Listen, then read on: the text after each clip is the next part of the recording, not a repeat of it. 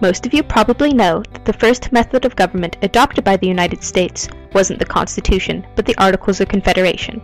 These were, well, let's say, not good, because the Articles of Confederation was more a loose alliance between states than an actual government.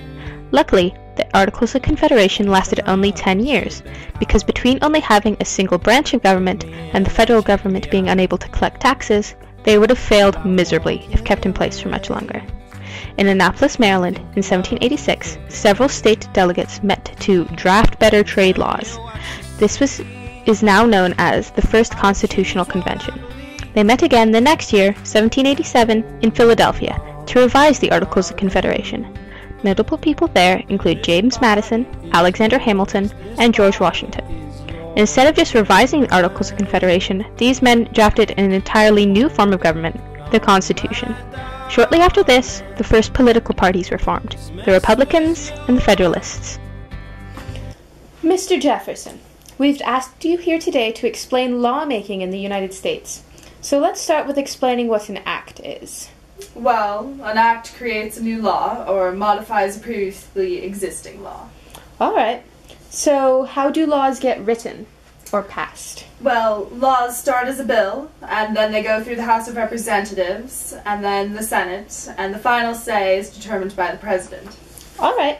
So once a bill passes, it becomes a law? That is correct. Thank you for your time. Absolutely. I'm sure it was much more entertaining than your time spent with Hamilton. Oh? So the Constitution created two new branches of government, the executive branch and the judicial branch. Now, in terms of lawmaking, the three government branches all play a key role. Like Jefferson said, a potential law must be approved by each branch in order to become a law. Say an idea comes to the Senate. The idea is then turned into a bill and then passed through a subcommittee that makes sure everything looks okay. The bill then returns to the Senate floor, where, through a majority vote, it is sent on to a conference committee, where it must be approved. Once again, it is debated, but this time in the House of Representatives. Finally, it is sent to the President. If a bill makes it through all of this, then it will become a law. This system allows for the branches of government to approve of a bill, ensuring it will benefit the United States. Now, state governments also have the capacity to create laws, the main difference being that they will only affect that state. While they differ in each state, the system through which laws are created is very similar to that of the federal government. But generally, first a new bill is introduced and sent to a committee for approval.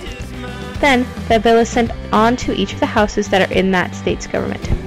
A vote is taken in each house, and, if it passes, the bill is sent to the governor. Despite all this, occasionally some extremely ridiculous or just downright stupid laws are created.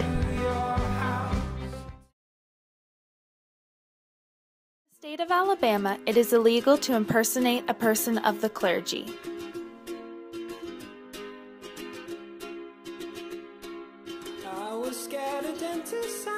In the state of Arizona, it is unlawful to refuse a person a glass of water.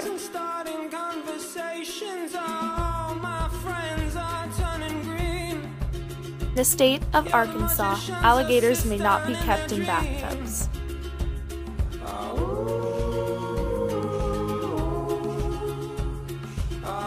In the state of Colorado, car dealers may not show cars on a Sunday.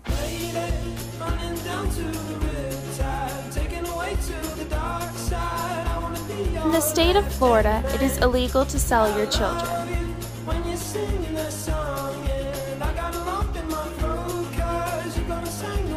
In Georgia, all signs are required to be written in English.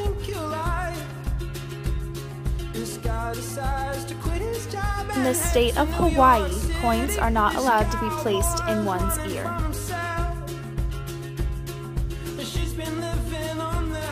In the state of Illinois, it is illegal to hang obstructions from the front car mirror.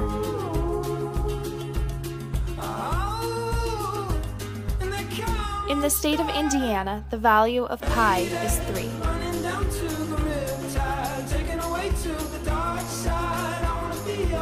Louisiana, an individual could land in jail for up to 10 years for stealing an alligator. The state of Maryland, citizens may not swim in public fountains.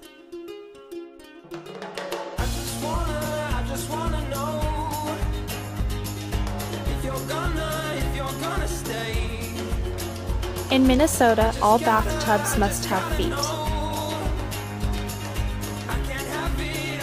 In Missouri, single men between the ages of 21 and 50 must pay an annual tax of $1.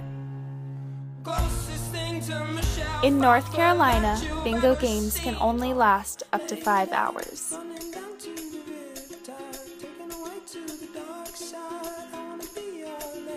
In the state of South Dakota, it is illegal to lie down and fall asleep in a cheese factory.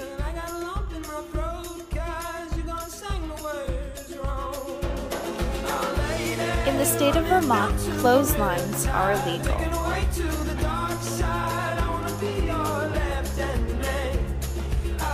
In Virginia, it's against the law for a woman to drive a car on Main Street unless her husband is walking in front of the car waving a red flag.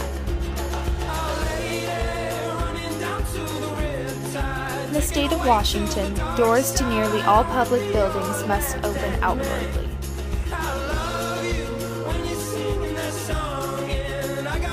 In Wisconsin, state-certified cheeses must be highly pleasing.